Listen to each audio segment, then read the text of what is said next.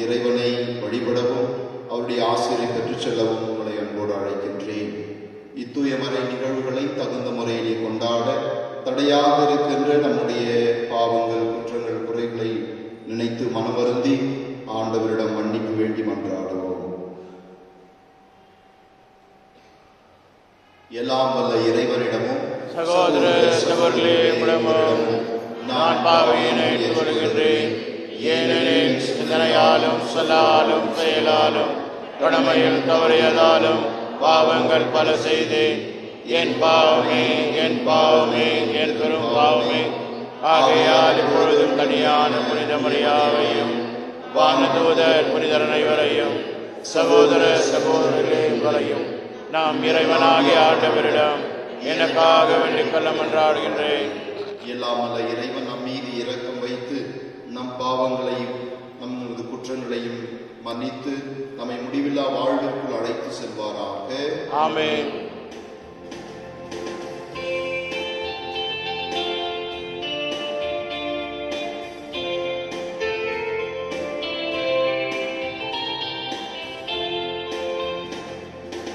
ஆண்டவரே இரக்கமாயிரும்.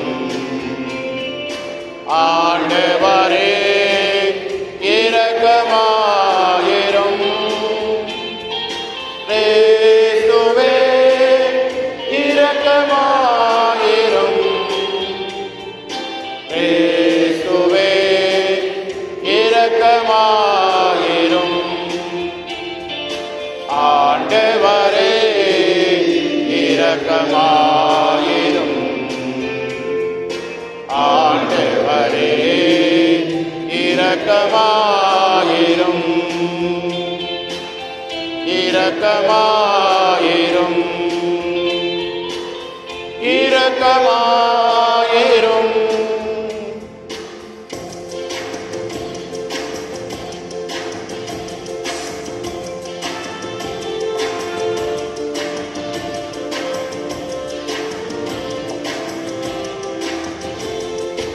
உன்னதத்தில் இறைவனுக்கு மாட்சிமை உண்டாகுக. உலகிலே மனிதர்க்கு அமைதியும் உண்டாகுக. உன்னதத்தில் இறைவனுக்கு மாட்சிமை உண்டாகுக. உலகிலே மனிதர்க்கு அமைதியும் உண்டாகுக. புகழ்கிறோம் இறைவனை வாழ்த்துகிறோமே. மகிமையோடு ஆராதித்து போற்றுகிறோமே. நன்றி கூறுகிறோம்.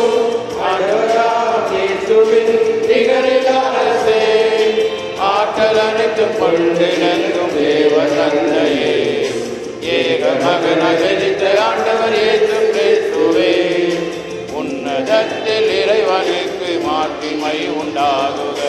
உலகிலே நன்மனதவோர்க்கு அமைதியும் உண்டாகுக.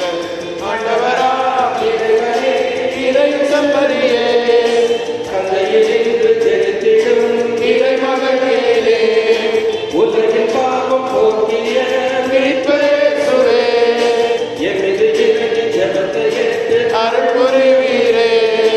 தந்தை பாதத்தில் ஏற்றிருந்து என்னை ஆள்பவரே, இயேசு கிறிஸ்துவே, தூயவர் ஒருவரே, நீர் ஒருவரே ஆண்டவர், நீர் ஒருவரே உன்னத தூயாவியுடன் தந்தை இறைவனின் மாட்சியில் உள்ளவரே. ஆமென். ஆமென். மன்றாடுவோமாக.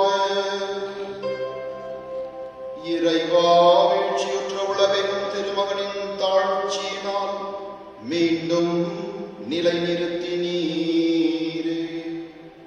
அதனால் பாவத்தின் அடிமை தலையிலிருந்து நீர் விடுவித்த உம் நம்பிக்கையாளருக்கு புனித பேரின்பத்தை தந்து அவர்கள் என்றும் நிலையான மகிழ்ச்சி அடைந்திட செய்வீராக.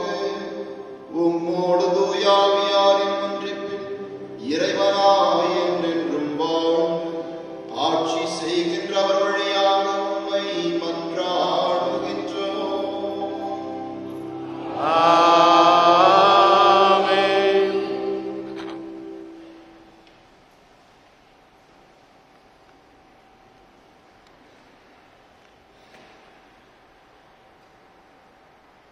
முதல் வாசகம் இறைவாக்கினர் எசேக்கியேல் நூலிலிருந்து வாசகம். அந்நாள்களில் ஆண்டவர் என்னோடு பேசுகையில் ஆவி என்னுள் புகுந்து என்னை எழுந்து நிற்க செய்தது. அப்போது அவர் என்னோடு பேசியவற்றை கேட்டேன். அவர் என்னிடம், மானிடா, எனக்கு எதிராக கிளர்ச்சி செய்யும் இனத்தாராகிய இஸ்ரேல் மக்களிடம் நான் உன்னை அனுப்புகிறேன். இன்று வரை அவர்களும் அவர்களுடைய மூதாதையரும் எனக்கு எதிராக கிளர்ந்தெழுந்து கலகம் செய்துள்ளனர் என்றார். வன்கண்ணும் கடின இதயம் கொண்ட அம்மக்களிடம் நான் உன்னை அனுப்புகிறேன். நீ அவர்களிடம் போய், தலைவராகிய ஆண்டவர் கூறுவது இதுவே என்று சொல். கலக வீட்டாராகிய அவர்கள் செவி சாய்த்தாலும் சாய்க்காவிட்டாலும் தங்களிடையே ஓர் இறைவாக்கினர் வந்துள்ளார் என்பதை அறிந்து கொள்ளட்டும்.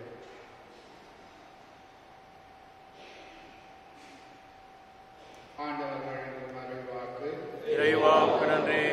மதுரை பாடல் உங்கள் பல்லவி. ஆண்டவரே, எமக்கு இறங்கும் வரை என் கண்கள் உண்மையே நோக்கியிருக்கும். ஆண்டவரே, நீர் எமக்கு இறங்கும் வரை எம் கண்கள் உம்மையே நோக்கியிருக்கும். விண்ணுலகில் வீற்றிருப்பவரே, உம்மை நோக்கியே என் கண்களை உயர்த்துவேன். பல்லவி. ஆண்டவரே, எமக்கு இறங்கும் வரை எம் கண்கள் உம்மையே நோக்கியிருக்கும். பணியாளனின் கண்கள் தன் தலைவனின் கைதனை நோக்கியிருப்பது போல, பணிப்பெண்ணின் கண்கள் தன் தலைவியின் கைதனை நோக்கியிருப்பது போல, எம் கடவுளாகிய ஆண்டவரே, நீர் எமக்கு இறங்கும் வரை எம் கண்கள் உண்மையை நோக்கியிருக்கும். பல்லவி. ஆண்டவரே, எமக்கு இறங்கும் வரை எம் கண்கள் உம்மையே நோக்கியிருக்கும். எங்களுக்கு இறங்கும் ஆண்டவரே, எங்களுக்கு இறங்கும். அளவுக்கு மேலேயே நாங்கள் இகழ்ச்சி அடைந்து விட்டோம். இன்பத்தில் திளைத்திருப்பவரின் பசைமொழி போதும், இருமாந்த மனிதரின் பழி சொல்லும் போதும். ஆண்டவரே, நீர் எனக்கு இறங்கும் வரை எம் கண்கள் உம்மையே நோக்கியிருக்கும்.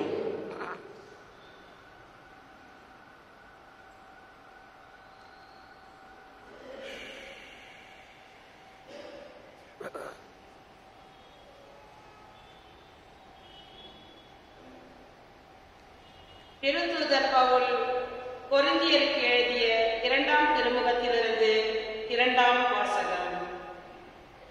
சகோதரர் சகோதரிகளே, எனக்கு அருளப்பட்ட ஒப்பாயமற்ற வெளிப்பாடுகளால் நான் இருமாப்பு அடையாதவாறு பெருங்குறை ஒன்று என் உடலில் தைத்தது முள் போல் என்னை வருத்திக் கொண்டே இருக்கிறது. அது என்னை குத்தி கொடுமைப்படுத்த சாத்தான் அனுப்பிய தூதனை போல் இருக்கிறது. நான் இருமாப்பு அடையாது இருக்கவே இவ்வாறு நடக்கிறது. அதை என்னிடமிருந்து நீக்கிவிடுமாறு 3 முறை ஆண்டவரிடம் வருந்தி வேண்டினேன். ஆனால் அவர் என்னிடம், என் அருள் உனக்கு போதும், வலுவின்மையில் தான் வல்லமை நிறைவாய் வெளிப்படும் என்றார். ஆதலால் நான் என் வலுவின்மையை பற்றிதான் மனமுவந்து பெருமை பாராட்டுவேன். அப்போது கிறிஸ்துவின் வல்லமை என்னுள் தங்கும். ஆகவே என் வலுவின்மையிலும் இகழ்ச்சியிலும் இடரிலும் இன்னலிலும் நெருக்கடியிலும் கிறிஸ்துவை முன்னிட்டு நான் அகமகிழ்கிறேன். ஏனெனில் நான் வலுவற்று இருக்கும்போது வல்லமை பெற்றவனாக இருக்கிறேன்.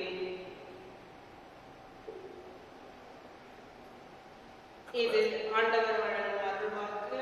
இறைவாக்கு நன்றி.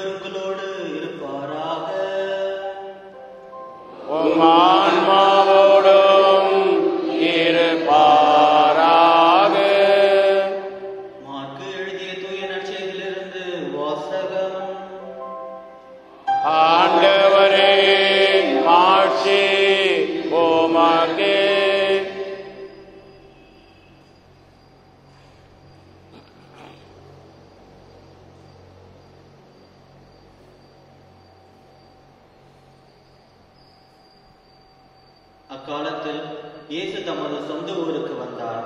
அவருடைய சீடரும் அவரை பின்தொடர்ந்தனர். ஓய்வு நாள் வந்தபோது அவர் தொழுகை கூடத்தில் கற்பிக்க தொடங்கினார். அதை கேட்ட பலர் வியப்பில் ஆழ்ந்தனர். அவர்கள், இவருக்கு இவையெல்லாம் எங்கிருந்து வந்தன? என்ன இவருக்கு அருளப்பட்ட ஞானம்? என்ன இவருடைய கைகளால் ஆகும் வல்ல செயல்கள்? இவர் தச்சர் அல்லவா? மரியாவின் மகன்தானே? யாக்கோபு, யோசே, யூதா, சீமோன் ஆகியோர் இவருடைய சகோதரர் அல்லவா? இவர் சகோதரிகள் இங்கு நம்மோடு இருக்கிறார்கள் அல்லவா என்றார்கள். இவ்வாறு அவரை ஏற்றுக்கொள்ள அவர்கள் தயங்கினார்கள். இயேசு அவர்களிடம், சொந்த ஊரிலும் சுற்றத்திலும் தம் வீட்டிலும் தவிர மற்றெங்கும் இறைவாக்கினர் மதிப்பு பெறுக என்றார். அங்கே உடல் நலமற்றோர் சிலர் மேல் கைகளை வைத்து குணமாக்கியதை தவிர வேறு வல்ல செயல்கள் எதையும் அவரால் செய்ய இயலவில்லை. அவர்களது நம்பிக்கையின்மையை கண்டு அவர் வியப்புற்றார். அவர் சுற்றிலும் உள்ள ஊருக்கு சென்று கற்பித்து வந்தார். இது கிறிஸ்து வழங்கும் நற்செய்தி. கிறிஸ்துவே உமக்கு புகழ். நம்பிக்கை அற்புதங்களை உருவாக்குகின்றது. ஆனால் அற்புதங்கள் நம்பிக்கையை உருவாக்குவதில்லை. இயேசுவில் பிரியமான சகோதர சகோதரிகளே, இன்றைய இறை வழிபாடானது இறைவனின் அருள் செயல்களில் நம்பிக்கையுடையவர்களாக வாழ நமக்கு அழைப்பு விடுகின்றது. கடந்த 2 வாரங்களாக இறைவனுடைய வல்ல செயல்களால் நம் வாழ்க்கையில் பல அற்புதங்களும் வல்ல செயல்களும் நடைபெறும் என்பதை பற்றி சிந்தித்து இறைவனுக்கு நன்றி கூறினோம். ஆனால் இன்று இறைவன் மீது நம்பிக்கை கொள்ளாவிட்டால் நம் வாழ்க்கையில் எந்த அற்புதங்களும் நற்செயல்களும் நடைபெறாது என்பதை இன்றைய வாசகங்களும் நற்செய்திகளும் நமக்கு ஆணித்தரமாக அறிவுறுத்துகின்றன. உங்ககிட்டலாம் ஒரு 2 கேள்வி. முதலாவது, உங்களிலிருந்து ஒருத்தவங்க திடீர்னு மேலே ஏற்றி வந்து இங்க வீடத்துக்கு வந்து கடவுள் இன்னைக்கு என்ன மறைவுரை உரைக்க சொன்னாரு அப்படின்னு சொல்லிட்டு வந்து ஒரு நல்ல மறைவுரை கொடுத்து ஒரு சில அற்புதங்கள் செய்கிறார் என்றால் நாம் அவரை ஏற்றுக்கொள்வோமா மாட்டோமா? ஒருவேளை அவர் நல்லவராக என்றார், அதாவது அவருடைய வாழ்க்கை முறையோ அவருடைய நடத்தையோ நல்லதாக இருந்து கடவுளுக்கு ஏற்புடையதாக என்றால் கண்டிப்பாக அவர்களை நாம் ஏற்றுக்கொள்வோம். ஏனெனில் நல்ல மரம்தான் நல்ல கனி தரும். ஒருவேளை கடவுளுக்கு ஏற்புடையவராக அவரது வாழ்க்கை இல்லாவிட்டால் நிச்சயம் அவரை நாம் ஏற்றுக்கொள்ள மாட்டோம். ஏனெனில் பொய் இறைவாக்கினரை குறித்து கவனமாயிருங்கள் என்று ஆண்டவராக இயேசு கிறிஸ்து நமக்கு எச்சரிக்கை விடுத்துள்ளார்.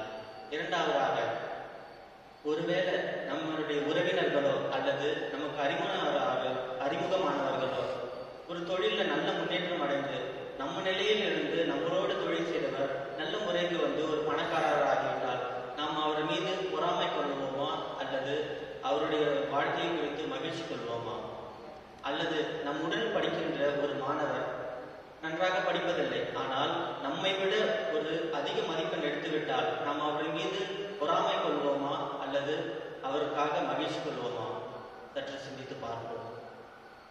இன்றைய முதல் வாசகத்தில் இறைவாக்கினர் எசேக்கியேலை வணங்கா கழுத்துடைய கடின இதயம் கொண்ட இலிருந்து எழக்கூடிய மக்களிடம் இறைவாக்கு உரைக்க ஆண்டவர் அவரை அனுப்புகின்றார். இறைவாக்கினர் எசேக்கியேலை அவர்கள் இறைவாக்கினராக ஏற்றுக்கொள்வதில்லை. ஏனெனில் எசேக்கியேல் வாழ்ந்த காலகட்டத்தில் பல பொய் இறைவாக்கினர்கள் இருந்தார்கள். அவர்கள் மக்கள் செய்வது நல்லது சரி என்று அவர்களுக்கு ஏற்றவாறு பொய் இறைவாக்கை உரைத்தார்கள். ஆக அந்த நிலையில் இறைவாக்கினர் எசேக்கியேல் சென்று மக்களிடம் நீங்கள் இறைவனுக்கு எதிராக வாழ்கிறீர்கள் என்று கூறும் பொழுது அவரை ஏற்றுக்கொள்ளவில்லை. அதனால் தான் கடவுள் அவரை கலகவிட்டாராகிய அவர்கள் செவிசாய்த்தாலும் செவிசாய்க்காவிட்டாலும் தங்களிடையே ஒரு இறைவாக்கினர் வந்துள்ளார் என்பதை அறிந்து கொள்ளட்டும் என்று அவர்களிடம் இறைவாக்கு உரைக்க அனுப்புகின்றார்.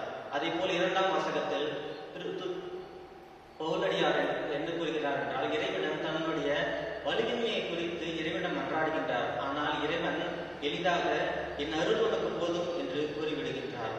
ஆக இயேசுவில் பிரியமானவர்களே, கடவுள் எப்பொழுதும் வலிமை உள்ளவர்களையும் அறிவாளிகளையும் அழைப்பதில்லை. மாறாக வலிமை இல்லாதவர்களையும் அறிவிலிகளையும் அழைத்து வலிமை உள்ளவர்களாக அறிவாளிகளாக தம் பணிக்காக அவர் ஏற்படுத்துகின்றார். அப்பொழுதுதான் வலுவின்மையில் அவரது வலிமை வெளிப்படும் என்ற கூற்று உண்மையாகின்றது.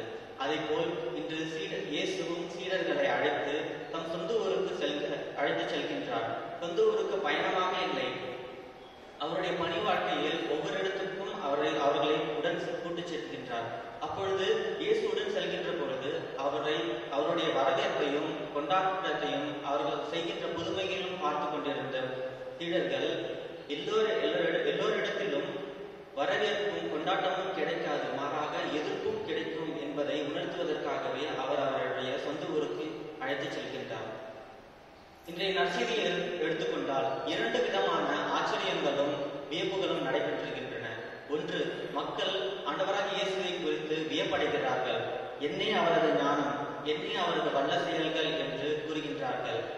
அந்த மக்களுக்கு இயேசுவின் வாழ்க்கை முறையையும் அவருடைய படிப்பு, அதாவது அவர் எந்த ரபாயிடமும் அல்லது மறைமுதல் அறிஞர்களிடம் பயிற்சி பெறவில்லை என்பது அவர்கள் நன்கு அறிந்திருந்தார்கள். அதேபோல் நீதிமொழிகள் 2ஆம் அதிகாரம் 6 கடவுளிடமிருந்தே ஞானம் வெளிப்படும் என்பதையும் அவர்கள் அறிந்திருந்தார்கள். ஆகவேதான் இவருக்கு இப்படிப்பட்ட ஞானம் எங்கிருந்து வந்தன, இவர்களால் இப்படிப்பட்ட வல்ல செயல்கள் எவ்வாறு செய்ய முடிகின்றது என்பதை குறித்து அவர் மீது பொறாமை கொள்கின்றார்கள். தம்முடன் வாழ்ந்து கொண்டிருந்த ஒருவர் தம்மை விட அதிகமாக இறைவனுடைய வல்லமையை நிறைவாக பற்றி கொண்டிருக்கிறார் என்பதை நினைத்து பார்க்கும்போது அவர்களால் அவரை ஏற்றுக்கொள்ள முடியவில்லை. இன்று நாமும் நம் வாழ்க்கையில் சில நேரங்களில் நம் உடன் இருப்பவர்கள் மீதும் உறவினர்கள் மீதும் பொறாமை கொள்கின்றோம். நாம் எப்பொழுது நம் கண்களை இறைவன் மீது வைக்காமல் பிறர் மீது வைக்கின்றோமோ அப்பொழுது இறைவன் நம் வாழ்க்கையில் செய்கின்ற அருஞ்செயல்களையும் அற்புதங்களையும் நம்மால் அறிந்து கொள்ள முடிவதில்லை. மாறாக நாம் எப்பொழுது கடவுள் மீது நம் கண்களை உயர்த்துகின்றோமோ அப்பொழுது ஒவ்வொரு நாளும் ஒவ்வொரு நொடி பொழுதும் இறைவன் நம் வாழ்க்கையில் பல அற்புதங்களையும் அருஞ்செயல்களையும் செய்து கொண்டிருக்கிறார் என்பதை நாம் உணர்ந்து கொள்கின்றோம். இரண்டாவதாக, இயேசு கிறிஸ்து மக்கள் மீது அவர்களுடைய நம்பிக்கையின்மை குறித்து வியப்பு அடைகின்றார்கள். அதனால் அவரால் எந்த வல்ல செயல்களும் செய்ய முடியவில்லை. இது நமக்கு ஒரு பெரிய வியப்பாக இருக்கின்றது. எவ்வாறு இயேசு கிறிஸ்துவால் எந்த வல்ல செயல்களும் செய்ய முடியவில்லை, இது சாத்தியமா என்றால் ஆம்.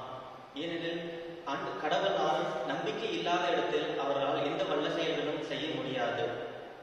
கடந்த வாரத்தில் இரத்தப்போக்குடைய பெண் இயேசுவின் மீது நம்பிக்கை கொண்டு அவரது ஆடையை தொட்டால் போதும் நான் குணமடைவேன் என்று நம்பினார். அவரை தொடும் பொழுது அவர் குணமடைந்தார். அதே போல் கூட்டத்தில் பலரும் இயேசுவை தொட்டனர், பலரும் இயேசுவை தள்ளினர். அவர்களெல்லாம் குணப்பெறவில்லை. மாறாக யார் ஒரு நம்பிக்கையுடன் அவர்களை தொட்டாரோ, யார் நம்பிக்கையுடன் அவரை கடவுளிடம் சென்றாரோ அவர்கள் குணமடைகிறார்கள். பல அற்புதங்களும் நற்செயல்களும் அவருடைய வாழ்க்கையில் அவர்கள் பயனடைகின்றார்கள். ஆகவே இன்றைய திருப்பலியில் நாமும் அத்தகைய நம்பிக்கை கொண்டு வாழ இந்த திருப்பலியில் நாம் தொடர்ந்து மன்றாடுவோம்.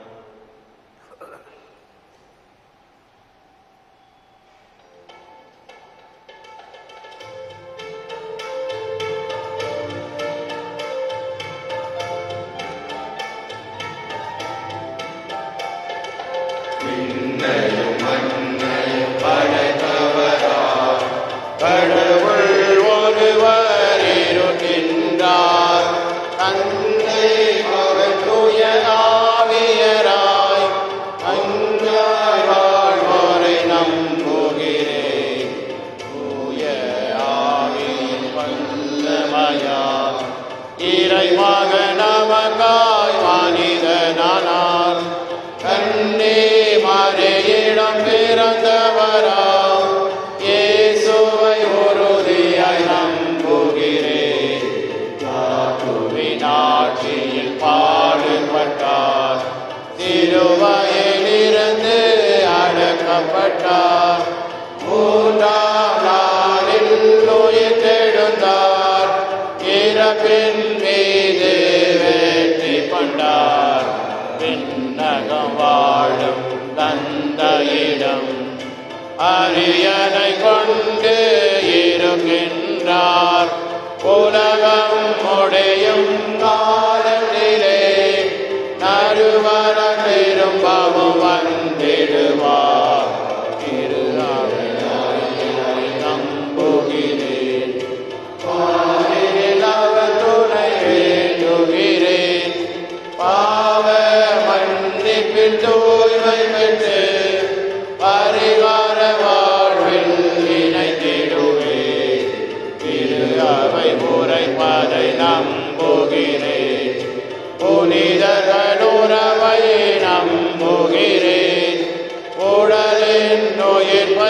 நிலை வாழ்வை உறுதியுடனே நம்புகிறேன்.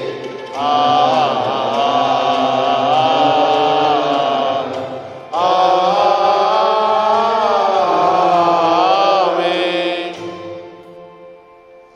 இறையேசுவில் அன்புமிக்கவர்களே, தம் ஒரே மகனின் வழியாக நம்மை பாவ தலையினின்று விடுவித்த ஆண்டவரின் திருவுளத்திற்கு நாம் செவிமடுத்து அவருக்கு ஏற்புடையவர்களாக வாழ தேவையான வரங்கள் கேட்டு மன்றாடுவோம். உங்கள் பதிலுரை. ஆண்டவரே, எங்கள் மன்றாட்டை கேட்டருளும். ஆண்டவரே, எங்கள் மன்றாட்டை கேட்டருளும். எங்கள் திருத்தந்தை பிரான்சிஸ், எமது பேராயர், அனைத்து ஆயர்கள், குருக்கள், கன்னியர், துறவியர் அனைவரும் தங்கள் அர்ப்பண வாழ்வின் வழியாக ஜெபத்தில் இயேசுவோடு ஒன்றித்து மக்கள் அனைவரும் மனமாற்றம் பெற்று வாழும்படி முன்மாதிரியான வாழ்வு வாழ வரவேண்டி இறைவா உம்மை மன்றாடுகின்றோம். ஆண்டவரே, எங்கள் மன்றாட்டை கேட்டருளும். இரக்கத்தின் இறைவா, நமது இல்லங்களுக்கு விருந்தினராக வருபவர்களை வெறும் வார்த்தையினால் உபசரிக்காமல் அவர்களின் உள்ள தேவைகளை அறிந்து அவர்களின் இன்ப துன்பங்களில் பகிர்ந்து கொள்கின்ற நல்ல இதயங்களை நாங்கள் பெற வேண்டும் என்று இறைவா உம்மை மன்றாடுகின்றோம். ஆண்டவரே, எங்கள் மன்றாட்டை கேட்டருளும். அன்பின் இறைவா, உணவு விடுதிகள், தங்கும் விடுதிகள், பேருந்துகள், விமானங்கள் மற்றும் பல்வேறு இடங்களில் உபசரிப்பதை பணியாக ஏற்றுக்கொள்பவர்களை மதிப்புடனும் மரியாதையுடனும் நடத்தி அவர்களுக்கு தேவையான ஊதியம் வழங்கி அவர்களின் அனைத்து தேவைகளையும் நிறைவேற்றும் நல்ல மனதை அதிகாரிகளுக்கும் தலைவர்களுக்கும் தந்திட வேண்டும் என்று இறைவா உம்மை மன்றாடுகின்றோம். ஆண்டவரே, எங்கள் மன்றாட்டை கேட்டருளும்.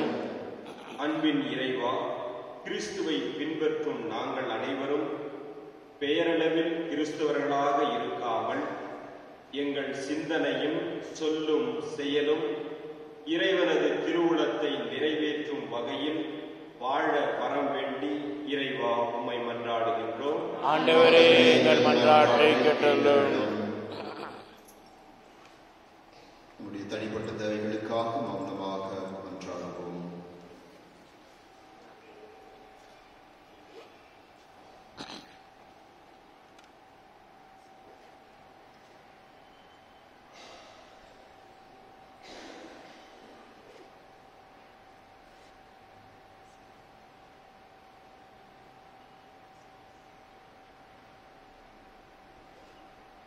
நன்மை அனைத்தின் ஊற்றான இறைவா, உமது அருள் வேண்டி நாங்கள் செலுத்திய மன்றாட்டுக்களுக்கு கனிவுடன் செவிசாய்த்தருளும். உம்மை போல நாங்களும் இரக்கம் உள்ளவர்களாக பிறரை எளிய மனத்துடன் ஏற்றுக்கொள்பவர்களாக வாழ எங்களுக்கு அருள் புரியும். எங்கள் ஆண்டவராகிய கிறிஸ்து வழியாக உம்மை மன்றாடுகின்றோம். ஆமென்.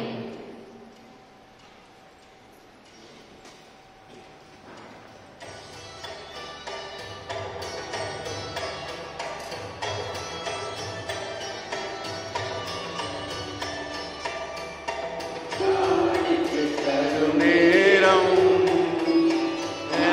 என் மனம் தருகின்றே, காணிக்கை தரும் நேரம் நான் என் மனம் தருகின்றே. ஏற்றருளும் தெய்வமே, எளியவன் தருகின்ற காணிக்கையை ஏற்றருளும் தெய்வமே, எளியவன் தருகின்ற காணிக்கையை தரும் நேரம் நான் என் மனம் தருகின்றேன்.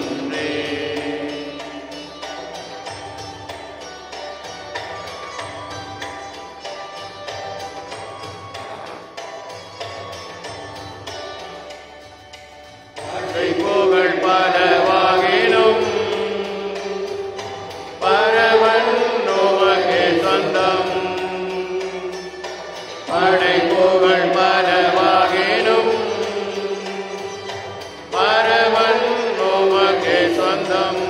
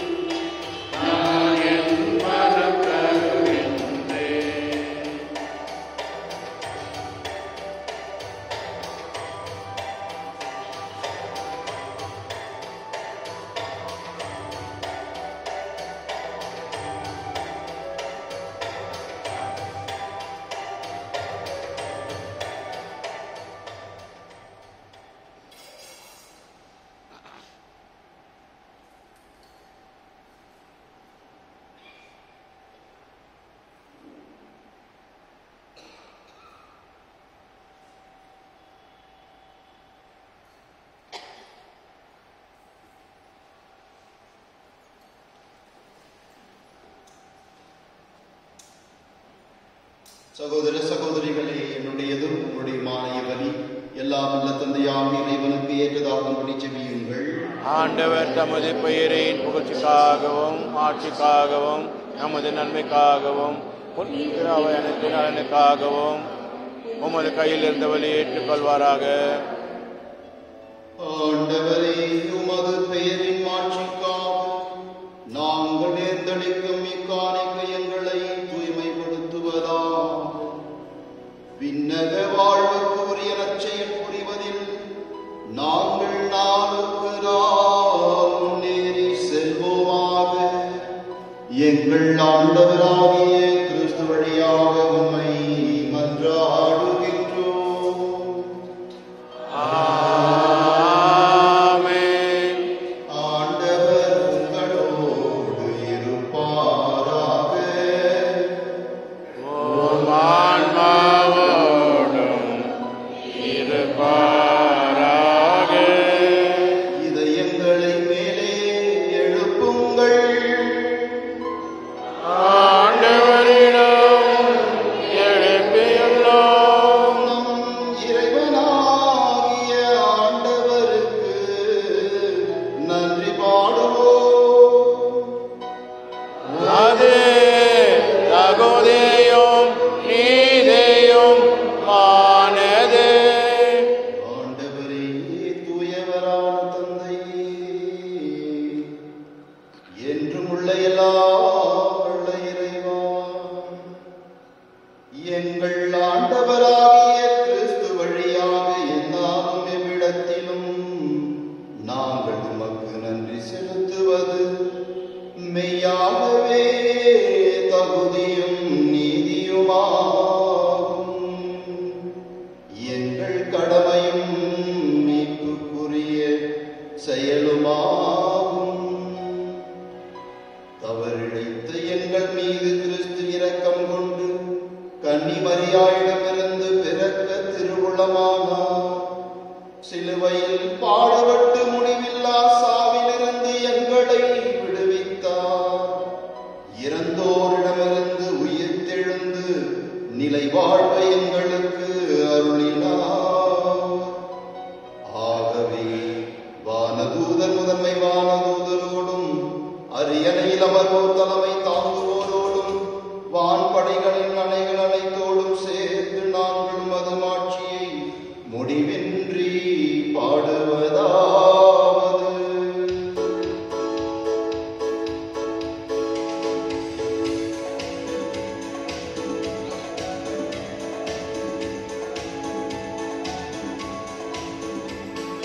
தூயவர் தூயவர் தூயவர் வான்படைகளின் கடவுளம் ஆண்டவர். விண்ணகமும் மண்ணகமும் உமது மாட்சியால் நிறைந்துள்ளன. உன்னதங்களிலே ஓசானா, உன்னதங்களிலே ஓசானா. ஆண்டவர் பெயரால் வருகிறவர் ஆசி பெற்றவர். உன்னதங்களிலே ஓசானா, உன்னதங்களிலே ஓசானா.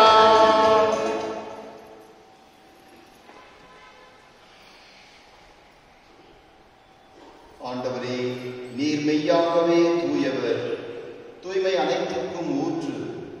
ஆகவே உம்முடைய ஆவியை பொழிந்து இக்காணிக்கைகளை தூய்மைப்படுத்த உம்மை வேண்டுகின்றோம். இவ்வாறு எங்கள் ஆண்டவர் இயேசு கிறிஸ்துவின் உடலாகவும் இரத்தமாகவும் எங்களுக்கு இவை மார்பனவாக. அவர் பாடுபட உளம் கனிந்து தம்மை கையளித்த போது அப்பத்தை எடுத்து நன்றி செலுத்தி அதை பிற்று தம் சீடர்களுக்கு அளித்தவர் கூறியதாவது: அனைவரும் இதை பெற்று உண்ணுங்கள், ஏனெனில் இது உங்களுக்காக கையளிக்கப்படும் என் உடல்.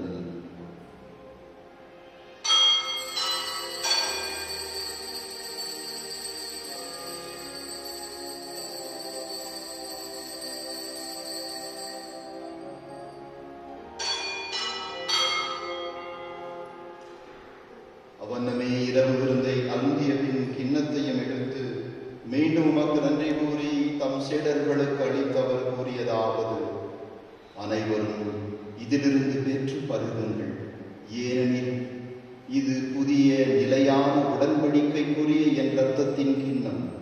இது பாவ மன்னிப்புக்கென்று உங்களுக்காகவும் எல்லோருக்காகவும் சிந்தப்படும். இதையும் நினைவாகச் செய்யுங்கள்.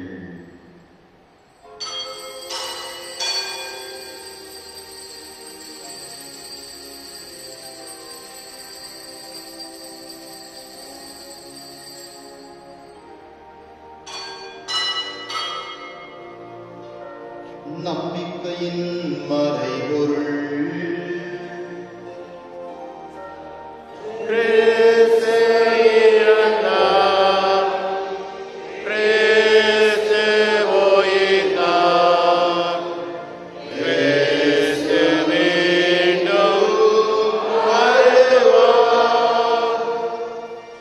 ஆகவே ஆண்டவரே, நாங்கள் கிறிஸ்துவின் இறப்பினையும் உயிர்ப்பினையும் நினைவு கூர்ந்து வாழ்வுதரும் அப்பத்தையும் மீட்பளிக்கும் கிண்ணத்தையும் உமக்கு ஒப்புக் கொடுக்கின்றோம்.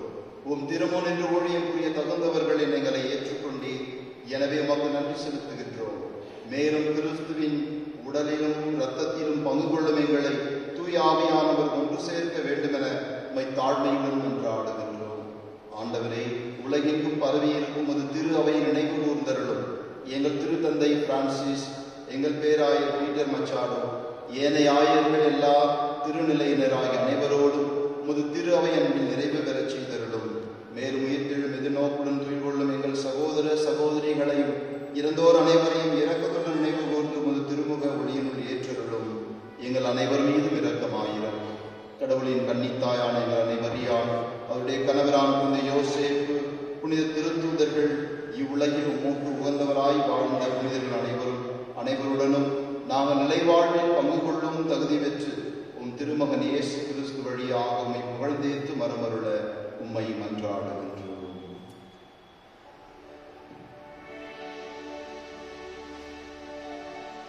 இவர் வழியாக இவரோடு இவரில் எல்லாம் வல்ல இறைவனாகிய தந்தையே, தூயாவியாய் ஒன்றிக்கு எல்லா புகழும் மாட்சியும் என்றென்றும் உமக்கு உரியதே.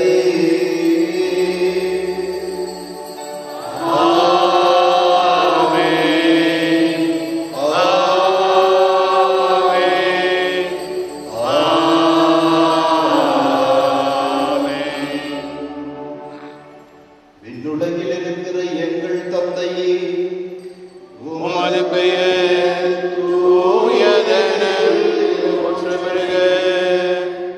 உமது ஆட்சி வருக. உமது திருவுளம் விண்ணுலகில் நிறைவேறுவது போல மண்ணுலகிலும் நிறைவேறுக. எங்கள் அன்றாட உணவை இன்று எங்களுக்கு தாரும். எங்களுக்கு எதிராக குற்றம் செய்வோரை நாங்கள் மன்னிப்பது போல எங்கள் குற்றங்களை மன்னியும். எங்களை சோதனைக்கு உட்படுத்தாதையும் தீமையிலிருந்து எங்களை விடுவித்தருளும்.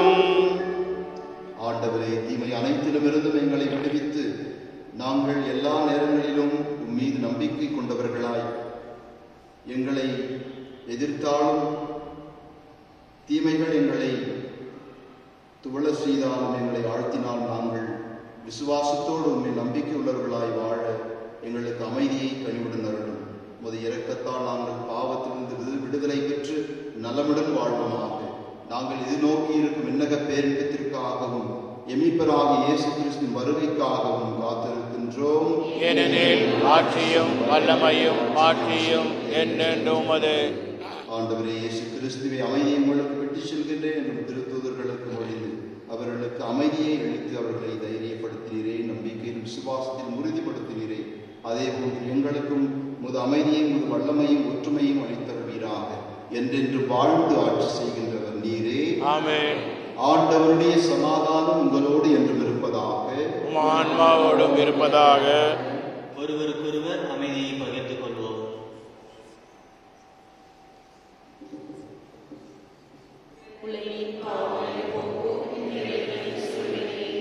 எங்கள் மேல் இரக்கமாயிரும். உலகின் பாவங்களை போக்கும் இருளின் செம்மறியே, எம்மேல் இரக்கம் வையும். உலகின் பாவங்களை போக்கும் இருளின் செம்மறியே, எமக்கு அமைதி அருளும். இதோ இறைவனின் செம்மறி, இவரே உலகின் பாவங்களை போக்குகின்றவர். இச்செம்மறியின் திருவிருந்துக்கு அழைக்கப்பெற்ற நாம் அனைவரும் பேறு பெற்றோர். என் ஆண்டவரே, நான் தகுதியற்றவர், ஆனால் ஒரு வார்த்தை மட்டும் சொல்லி அல்லும் எனது ஆன்மா நலமடையும்.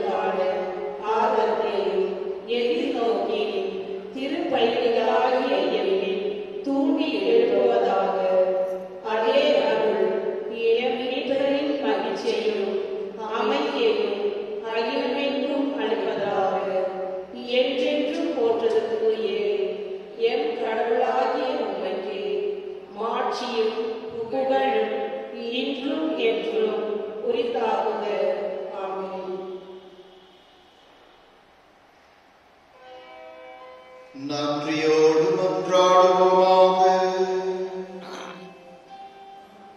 ஆண்டவரே, மாண்புக்கு உரிய கொடைகளால் நிறைவு பெற்ற நாங்கள் உம்மை வேண்டுகின்றோம். அதனால் மீட்பளிக்கும் கொடைகளை நாங்கள் என்றும் பெற்றுக்கொள்ளவும் உம்மை இடையராது புகழ்ந்தேத்தவும் அருள்வீராக. எங்கள் ஆண்டவராகிய கிறிஸ்து வழியாக உம்மை மன்றாடுகின்றோம். ஆமென். இயேசுவின் சகோதர சகோதரிகளே, நம்முடைய பங்கிலும் சிறுவ சிறுமிகளுக்கு ஞான உபதேச வகுப்புகள் ஆரம்பமானது நேற்றைய தினம்.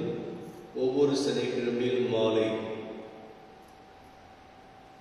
4:45 மணிக்கு ஞான உபதேச வகுப்புகள் நடைபெறும். பெற்றோர்கள் தவறாமல் பிள்ளைகளை ஞான உபதேச வகுப்புகளுக்கு அனுப்பி வைக்குமாறு கேட்டுக்கொள்கின்றேன். நேற்றைய தினம் சற்று அதிகமான எண்ணிக்கையில் பிள்ளைகள் பங்கு பெற்றார்கள். 10ஆம் வகுப்பு படிக்கின்ற பிள்ளைகளுக்கு மாதத்தில் 2 முறை ஞான உபதேச வகுப்புகள் நடைபெறும், 2 ஞாயிற்றுக்கிழமைகளில். ஆகவே அவர்கள் தன்னுடைய பெயர்களை பதிவு செய்யுமாறும், மாதத்துக்கு 2 முறை நடக்கின்ற இந்த ஞான உபதேச வகுப்பில் தவறாமல் பங்கேற்க வேண்டும் என்றும், அதிலே பங்கேற்றால்தான் காலேஜ் மற்ற சமயத்தில் நீங்கள் பங்கு தந்தையிடம் கடிதம் கேட்கின்ற பொழுது அது உங்களுக்கு தரப்படும். இல்லை என்றால் நிச்சயமாக கொடுக்கப்பட முடியாது. அது மிகவும் கட்டாயமாக சொல்லுகின்றேன். ஆகவே பெற்றோர்கள் சில சமயத்தில் தன்னுடைய பொறுப்பை நிறைவேற்றுவது கிடையாது. இதற்காக விசேஷ விதத்தில் இந்த ஏற்பாடு உங்களுடைய கடமை நிறைவேற்றவும் என்னுடைய கடமை நிறைவேற்றவும் பிள்ளைகள் விசுவாசத்தில் வளரவும் இது மனதில் வைக்கிறோம். ஆகவே சென்ற போன மாதத்தில் காலேஜ் அட்மிஷனுக்காக நிறைய பேர் வந்து லெட்டர் கேட்கிறீங்க. கேட்டீங்க சம்பந்திகளா? இல்லை. ஏன் 10ஆவது படிச்சு அதனால் நேரம் கிடையாது. சரி, அதற்காக வேண்டி இந்த விசேஷ ஏற்பாடு. இதற்கும் நீங்கள் இதற்கு ஒத்துழைப்பு தரவில்லை என்றால் நிச்சயமாக லெட்டர் கேட்கின்ற சமயத்தில் கொடுக்கப்பட முடியவே முடியாது. ஆகவே சந்தர்ப்பங்கள் வாய்ப்புகள் பயன்படுத்திக்கொள். அதுக்காக நாமும் குறிச்சிட்டு விசேஷமான இந்த ஏற்பாடு செய்கின்ற பொழுது அதை நீங்கள் கடைபிடிக்கணும் என்று மிகவும் கட்டாயமாக கேட்டுக்கொள்கின்றேன். 10ஆவது படிக்கிறவங்க எத்தனை பேர் கொடுத்துருக்காங்க தெரியுமா? 12 பேர். நம்ம பங்குல 10ஆவது 12 பேர் தான் படிக்கிறாங்களா?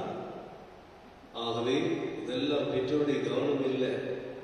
வெறும் லெட்டருக்கு மாத்திரம் வந்து நிற்கிறப்ப இல்லை ஃபாதர் எங்கள் பொண்ணு பையன் நிறைய படிக்க வேண்டியதாக இருந்துச்சு, டியூஷன் போகணும். சரி போங்க. ஆனால் அதுக்கு விசேஷமா இந்த ஏற்பாடு செய்கிற சமயத்தில் வந்து நீங்கள் அது கடைபிடிக்கணும். இன்று புனித அந்தோனியார் சிற்றாலயத்திலே ஆண்டு விழா.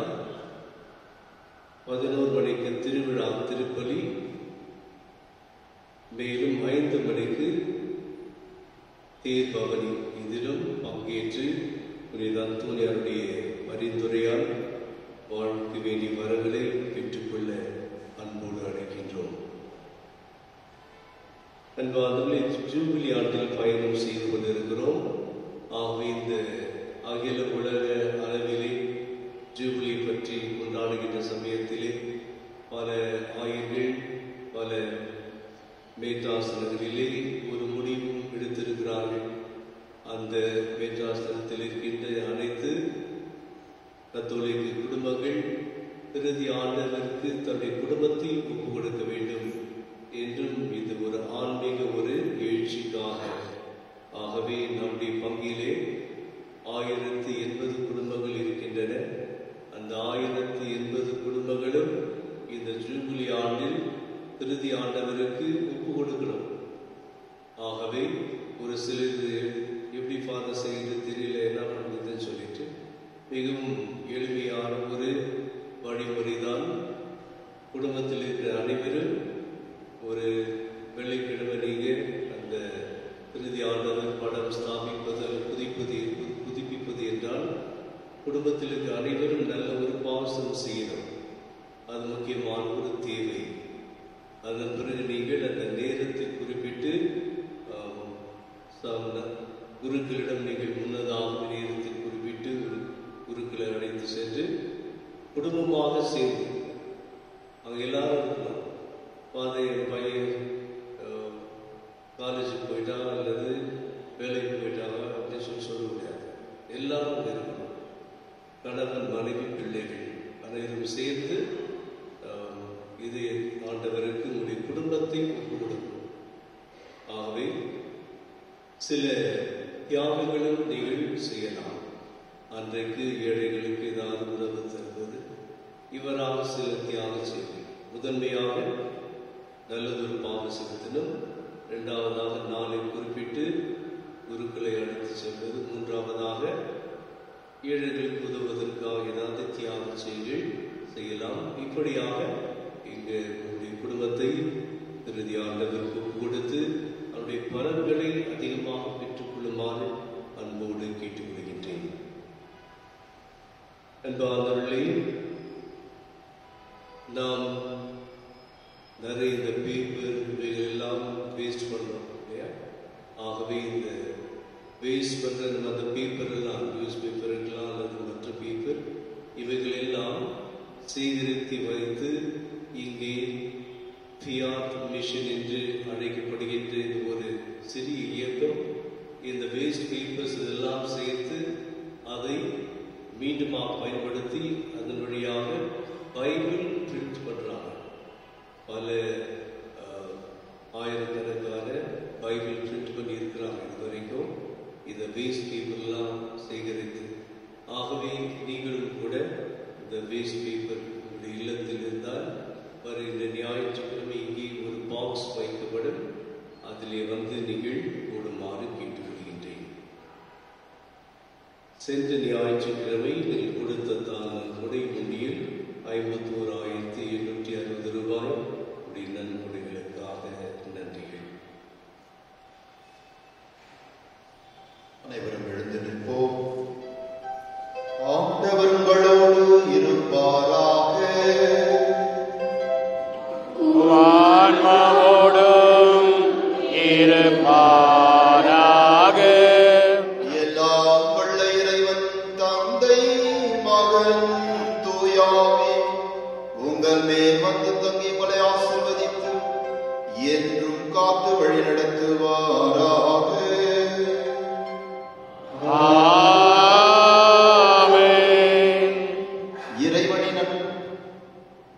சென்று வாருங்கள், திருப்பலி நிறைவேறிற்று.